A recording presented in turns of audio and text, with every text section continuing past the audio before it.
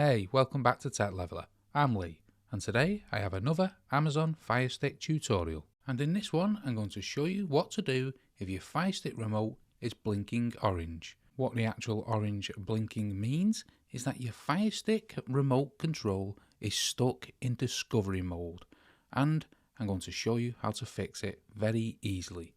And the first step we want to do is factory reset the remote control itself, and you do this by holding down the back button, the menu button and the left button on the D-pad, and you hold all three of these buttons down at the same time, and you want to hold them down for around 15 to 20 seconds. Then we're going to let go of all three buttons and the Fire Stick and the remote will do its own thing, and you want to leave this for around 1 minute, and after a minute you want to unplug the batteries from the remote, so take the batteries out of the remote control.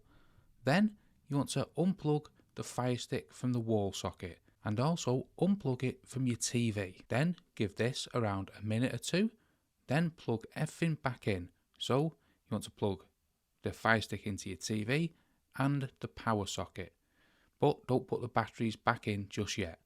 Allow the Fire Stick to completely reboot, then put the batteries back in once your Fire Stick has fully rebooted and it's on the home screen.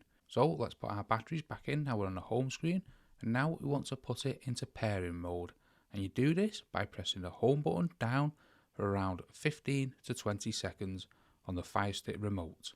Then you should get a pop-up on screen saying no remote detected, and all you need to do then is press the home button or the select button depending on which Fire Stick you currently have, and it will tell you on the screen which one to press, and that will be it connected. However, some people will still have problems, and I'll show you some troubleshooting steps what you should take. Now the first step I'd take is actually to repeat this process, as it should fix the problem, but sometimes it takes 1 or 2 goes to get it correct. So first step is to repeat this process, but let's move on to the next one if it doesn't work.